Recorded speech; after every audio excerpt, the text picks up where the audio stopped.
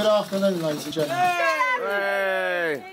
I'd like to start off by saying how truly honoured I am to stand up in front of you today as best man for my brother David.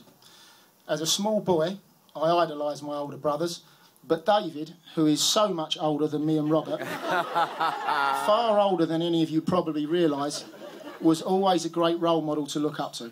So to be chosen as David's best man just goes to show the great relationship we have, not only as brothers but also as friends, even though he is so much, much older than me. I'd also like to take this opportunity to welcome Natasha into our family and to say how truly stunning she looks in her wedding dress today. I think you agree that. And to Natasha's family, welcome to all of you. I do intend to get round and say hello to every single one of you tonight, but we are only here till 12 o'clock and there does seem to be hundreds of you. But I'll try my best. Natasha, thank you for coming along and saving David from lonely bird's eye meals for one, and all those nights he spent wandering around the pubs and clubs of London's West End searching for the one when all along you were waiting right on his doorstep. I mean, not actually on his doorstep, because that would make you a stalker, but locally, of course. As best man, it is my role to tell some amusing stories about the groom. Now, at first, I thought I'd ring round all his best mates, collect all their top stories, and convey them to you on their behalfs. But then I thought, well, I am the best man. Why should I involve all those other muppets that didn't get the gig? And Dave just name-checked them all, so that's brilliant. So I shall talk about David from the angle that I know best, as his little brother. For as I'm not sure if I mentioned earlier, I am much, much younger than Dave. When I was little, we lived in a 3-storey house. My mum and dad and us 3 boys on the top 2 floors, and my grandparents on the ground floor. When my grandparents sadly passed away, David was given the great honour of moving into their old bedroom downstairs. He quickly set about turning it into the trendy bachelor pad of his dreams. He installed his record player, he pinned up his favourite Beach Boys album cover, and he propped his Addie and Stanhope school photo on the mantelpiece, and bada bing, the Babe-lair was complete. OK, so he didn't decorate, buy new curtains or black satin sheets, and to be honest, it still looked just like my nan and granddad's bedroom. But it was Dave's little domain. I would often go down to Dave's bedroom to watch and help with the preparations for a night out. One of his mixtapes would be playing, Sam Cooke, James Brown, Elvis, Tamla Motown, all set in just the right mood for the evening to come. Dave would be wrapped at the waist with a towel after just coming out of the shower, his body buffed up to perfection, after half an hour on his ball worker and 20 minutes on his Charles Atlas chest expander. His face would be a shiny crimson glow from 10 minutes on his facial sunray lamp, which, by the way, are now banned in 56 countries due to the radiation they emitted. His skinhead or perm or mullet or whatever ridiculous haircut he was sporting at the time would be glistening with hair product. Blue Stratos or high karate, depending on what my mother had bought him for Christmas, would be liberally applied. He was done with the cleaning and now for the preening. Levi at 501's red tag, shrunk to fit while sitting in the bath, slightly faded in all the right places. Add to this the latest must-have shirt from Man at Lord John and some sort of brown desert boot, and you pretty much have Dave's standard outfit for the last 30 years.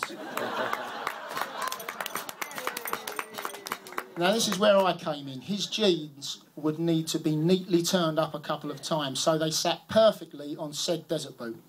His shirt sleeves would have to be rolled up tightly until each bicep was positively bulging under the pressure. Who better for the job than a small child with small fingers and the naivety of youth just waiting to be exploited? With some sort of leather jacket thrown over the top of this ensemble, Dave was ready to take to the streets of South East London. But not before one final ritual was played out, a ritual that stuck with him to this day. The full-length mirror.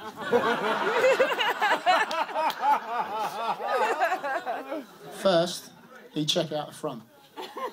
Nice. Then, he'd turn to the side, maybe walk up and down a bit, get some movement from the clobber. Then he'd check out the back. glance over the shoulder quickly to see what the girls would be looking back at.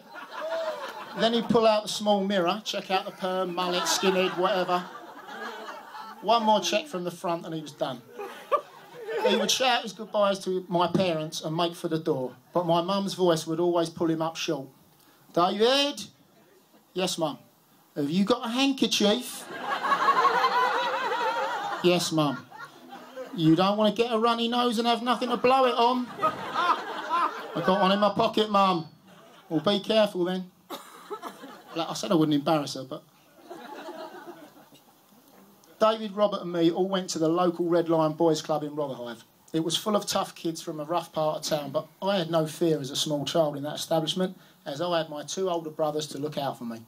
Indeed, David was captain of the senior football team, and what can only be described as a bit of a face in the hierarchy of the teenage boys. Now, maybe I hung around David a bit too much, a little kid getting on his nerves. Or maybe he just thought it was time for me to stand up on my own 2 feet. So one day, David told all the other boys at the club that I wasn't actually his or Robert's real brother, but an orphan that his mum had taken in. And this, ladies and gentlemen, is how for the next few years onwards I carried the nickname Bernardo Boy.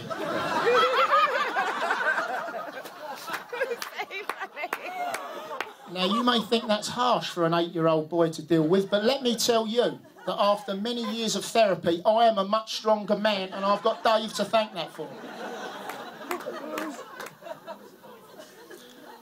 By the time David was coming out of his teens, South East London just wasn't big enough to contain him.